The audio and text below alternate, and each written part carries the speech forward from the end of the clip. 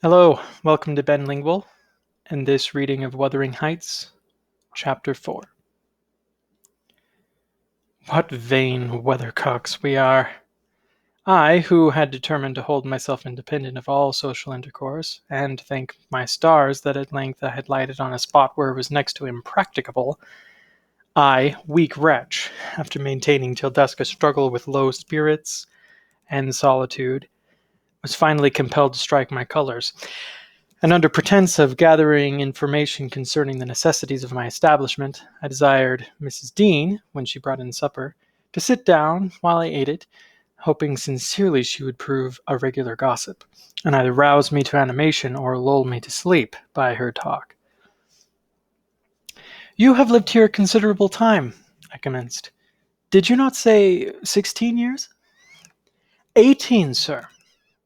I came when the mistress was married, to wait on her. After she died, the master retained me for his housekeeper."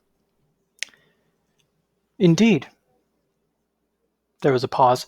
She was not a gossip, I feared, unless about her own affairs, and those could hardly interest me. However, after having studied for an interval, with a fist on either knee and a cloud of meditation over her ruddy countenance, she ejaculated, "Ah, times are greatly changed since then." "Yes," I remarked. "You've seen a good many alterations, I suppose?" "I have, and troubles, too," she said. "Oh, I'll turn the talk on my landlord's family," I thought to myself. "Good subject to start. And that pretty girl widow. I should like to know her history, whether she be a native of the country, or, as is more probable, an exotic that the surly indigene will not recognize for kin." With this intention I asked Mrs. Dean why Heathcliff left Thrushcross Grange, and preferred living in a situation and residence so much inferior. "Is he not rich enough to keep the estate in good order?" I inquired. "Rich, sir," she returned. "He has nobody knows what money, and every year it increases. Yes, yes, he is rich enough to live in finer house than this, but he's very near close-handed. And if he had meant to flit to Thrushcross Grange as soon as he heard of a good tenant, he could not have borne to miss the chance of getting a few hundreds more. It is strange people should be so greedy when they are alone in the world." "He had a son, it seems?" "Yes, he had one. He is dead. And that young lady, Mrs. Heathcliff, is his widow?" "Yes."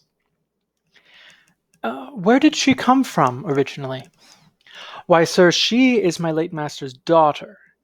Catherine Linton was her maiden name. I nursed her, poor thing. I did wish Mr. Heathcliff would remove here, and then we might have been together again." "What? Catherine Linton?" I exclaimed, astonished. But a minute's reflection convinced me it was not my ghostly Catherine. "Then," I continued, "my predecessor's name was Linton." "It was." "And who is that Earnshaw, Hareton Earnshaw, who lives with Mr. Heathcliff? Are they relations?" "No, he is the late Mrs. Linton's nephew." "The young lady's cousin, then?" "Yes, and her husband was her cousin also, one on the mother's, the other on the father's side. Heathcliff married Mr. Linton's sister." "I see the house at Wuthering Heights has Earnshaw carved over the front door. Are they an old family?" "Very old, sir. And Hareton is the last of them, as is our Miss Cathy is of us. I mean, of the Lintons. Have you been to Wuthering Heights? I beg pardon for asking, but I should like to hear how she is." "Mrs. Heathcliff? She is very well and very handsome, yet I think not very happy." "Oh dear, I don't wonder. And how did you like the master?" "A rough fellow, rather, Mrs. Dean. Is that not his character? Rough as a saw edge and hard as Winston. The less you meddle with him, the better."